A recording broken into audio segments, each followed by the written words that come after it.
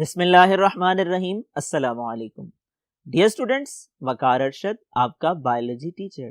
कैसे हैं आप सब? उम्मीद है खैर-ओ-आफियत से होंगे। डियर स्टूडेंट्स, आज के टॉपिक्स को डिस्कस करने के लिए, आज के लेक्चर को अंडरस्टैंड करने के लिए आइए चलते हैं व्हाइट बोर्ड की तरफ। Dear students, recall your memory. Previous lecture में हम डिस्कस कर रहे थे न्यूक्लियस और राइबोसोम के हवाले से। ये दोनों सेल के अहम ऑर्गेनेलीज हैं। न्यूक्लियस की बात की जाए, ये सेल के सेंटर में पाया जाता है in case of animal cell, जबकि प्लांट सेल की बात की जाए, प्लांट सेल के सेंटर में एक लार्ज वैक्यूल मौजूद होता है जो न्यूक्लियस को एक तरफ धकेल देता है।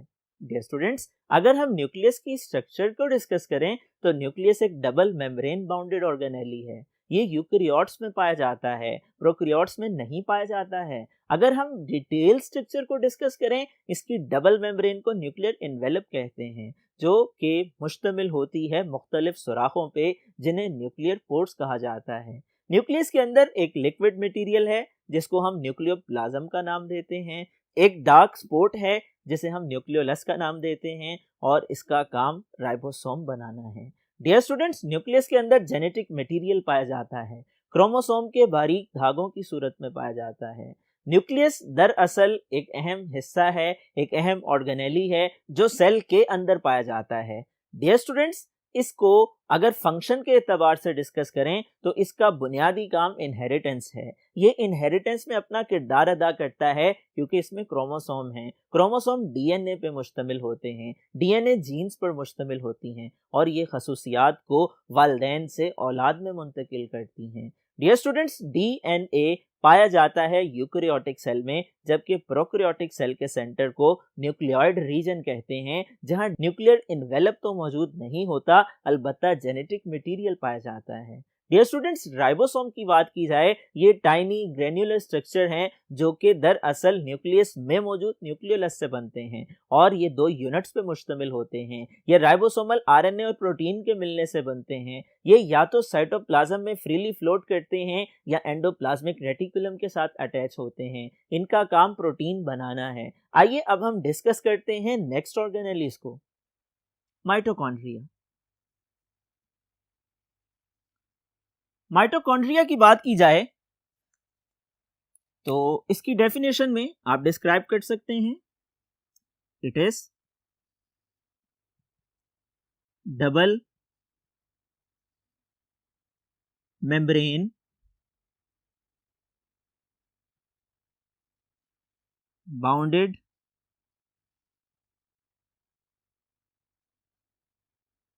ऑर्गेनेली। ये दोहरी हिफाजती झिल्ली रखने वाला सेल का एक ऑर्गेनेली है। इसकी अकरेंस की बात की जाए, डियर स्टूडेंट्स, माइटोकॉन्ड्रिया पाया जाता है यूकैरियोटिक सेल में,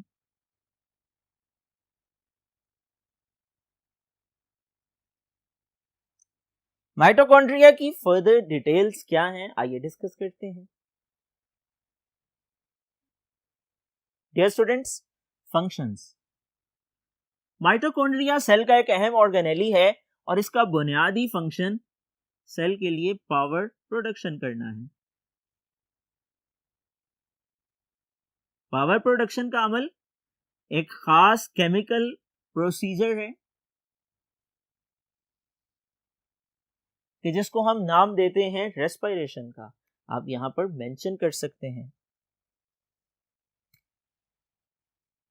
respiration.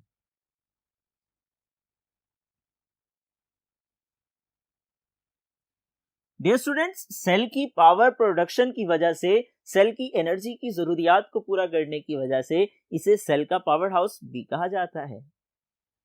It is the power house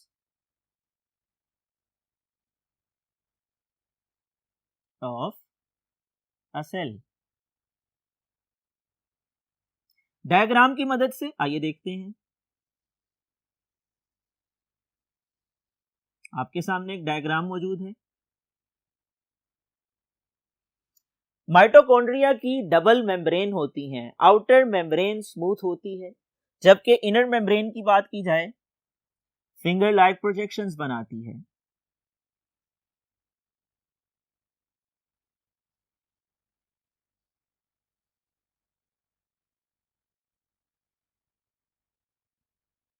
dear students, in finger like projections को हम नाम देते हैं क्रिस्टी का।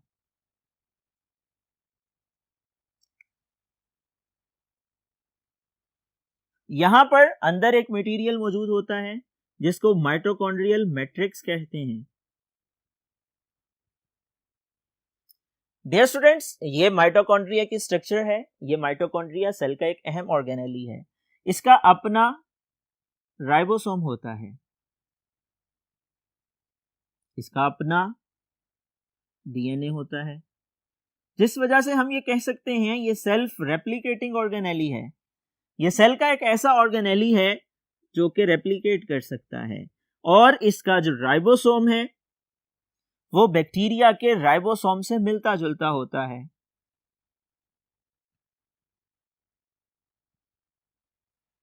डियर स्टूडेंट्स, ये माइटोकॉन्ड्रिया का स्ट्रक्चर है। लेबल डायग्राम ड्रॉ करने के लिए पूछी जा सकती है।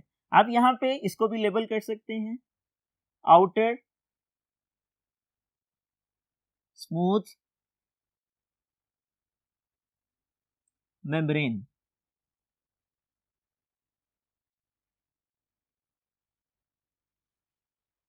डियर स्टूडेंट्स, आइए फर्दर डिटेल्स को डिस्कस करते हैं। डियर स्टूडेंट्स, नेक्स्ट हमारा ऑर्गेनेली है प्लास्टिड। प्लास्टिड की डेफिनेशन की जाए, आप यूं कर सकते हैं,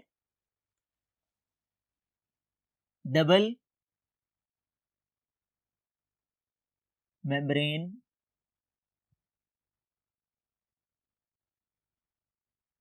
बाउंडेड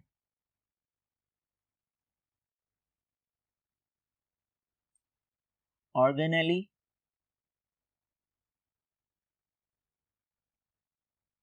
present in plants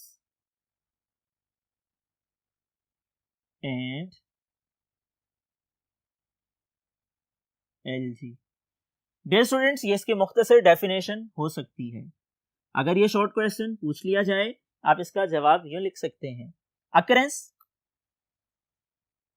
अगर हम इसकी अकरेंस की बात करें तो दरअसल प्लास्टिड्स पाए जाते हैं प्लांट्स में और प्लांट्स लाइक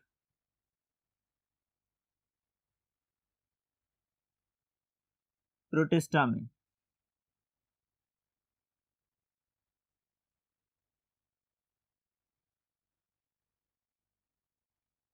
जिन्हें हम एल्गी का नाम देते हैं।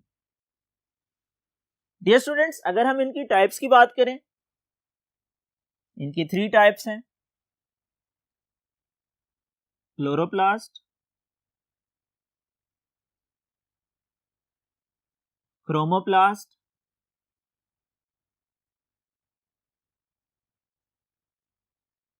और ल्यूकोप्लास्ट। आइए हम एक एक करके इन्हें डिस्कस कर लेते हैं। क्लोरोप्लास्ट। डियर स्टूडेंट्स, क्लोरोप्लास्ट की बात की जाए, ये सेल के अहम ऑर्गेनेलीज हैं। ये क्लोरोप्लास्ट एक किस्म है प्लास्टिड की, और ये सेल का अहम काम सरंजाम देते हैं। ये डबल मेम्ब्रेन बाउंडेड होते हैं। इनमें फोटोसिंथेटिक पिगमेंट्स पाए जाते हैं जिन्हें हम क्लोरोफिल का नाम देते हैं। ग्रीन कलर को एब्जॉर्ब करते हैं, फोटोसिंथेसिस में मदद देते हैं, पौधों की खुराक की तैयारी में मुआविन हैं। इसकी डायग्राम की मदद से आइए डिस्कस करते हैं।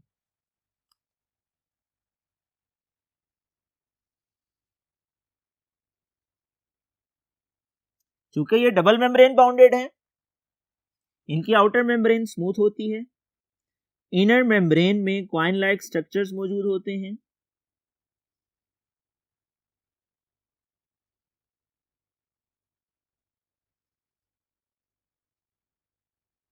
डियर स्टूडेंट्स, इन क्वाइन लाइक स्ट्रक्चर्स को एक खास नाम दिया जाता है। अगर हम इसको थोड़ा सा एलेबोरेट करके देखें तो ये क्वाइन लाइक स्ट्रक्चर्स कुछ यूं मौजूद हैं।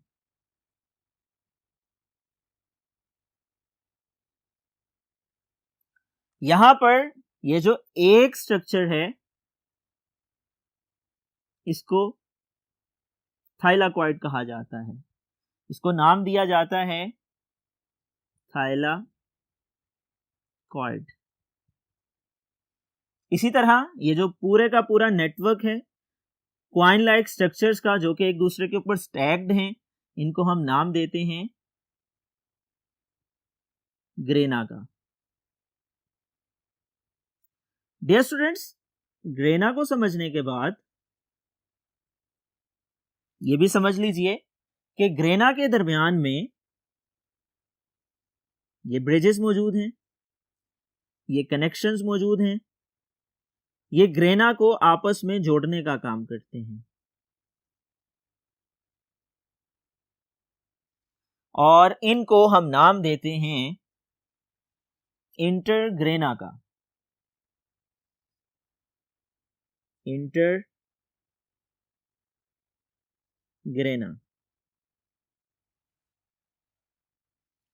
ये वो कनेक्शंस हैं जो कि ग्रेना को आपस में जोड़ते हैं। एक स्ट्रक्चर ग्रेना कहलाता है और ग्रेना को जोड़ने वाले इंटरग्रेना कहलाते हैं। यहां पर एक फ्लूइड मौजूद होता है जिसको स्ट्रोमा का नाम दिया जाता है। आप यहां पे लिख सकते हैं।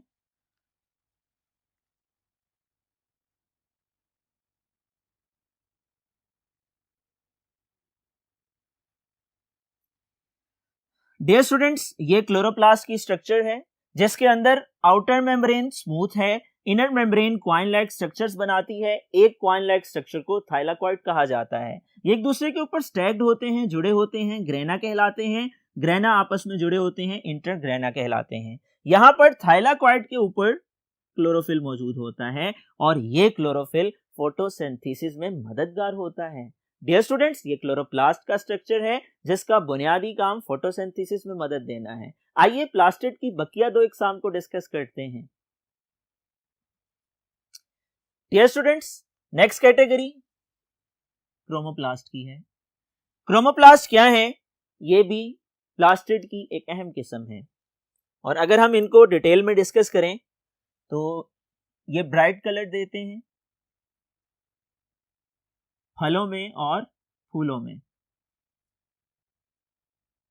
ये पाए जाते हैं पेटल्स में, पत्तियों में।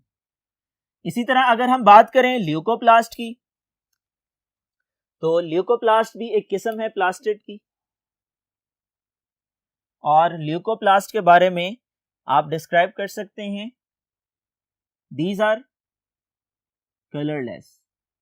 ये बेरंग होते हैं और इनका अहम काम क्या है? Store different materials such as starch.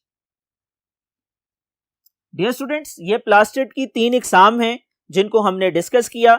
मुझे उम्मीद है आज का लेक्चर आप लोगों ने समझ लिया होगा और आज के लेक्चर को समझने के बाद आप लोगों ने याद करना है। प्लास्टिड के बारे में लॉन्ग क्वेश्चन पूछा जा सकता है। प्लास्टिड की एक किस्म जिसे क्लोरोप्लास्ट कहा जाता है उसकी लेबल डायग्राम सवाल की सूरत में पूछी जा सकती है। इसी तरह से आपसे पूछा जा सकता है माइटोकॉन्ड्रिया के बारे में, उसके फंक्शन के बारे में, क्रिस्टी के बारे में, स्ट्रोमा के बारे में, मैट्रिक्स के बारे में, ग्रेना के बारे में, इंटरग्रेना के बारे में, थाइलाकॉइड के बारे में और क्रोमोप्लास्ट के फंक्शन के बारे में और ल्यूकोप्लास्ट के फंक्शन के बारे में। प्लास्टिड पे लॉन्ग क्वेश्चन बन सकता है। इसी तरह सवाल पूछा जा सकता है सेल का वो कौन सा ऑर्गेनेली है जिसे सेल का पावर हाउस कहते हैं। ऑब्जेक्टिव टाइप पोर्शन में सवाल पूछा जा सकता है कि कौन से ऑर्गेनेलीज हैं जिनके पास अपना डीएनए और राइबोसोम है। आप बता सकते हैं माइटोकॉन्ड्रिया के पास अपना डीएनए और राइबोसोम है। ये तमाम पहलू आपने जहन में रखने हैं और आज के लेक्चर को अच्छी तरह से तैयार करना है। मुझे उम्मीद है आज का ये लेक्चर आप लोगों ने समझ लिया होगा। समझने के बाद याद करने के लिए आप लोग इसको नोट डाउन करेंगे। डियर स्टूडेंट्स, अगले लेक्चर तक के लिए इजाजत दीजिए। अपना ख्याल रखिएगा। अल्लाह हाफिज।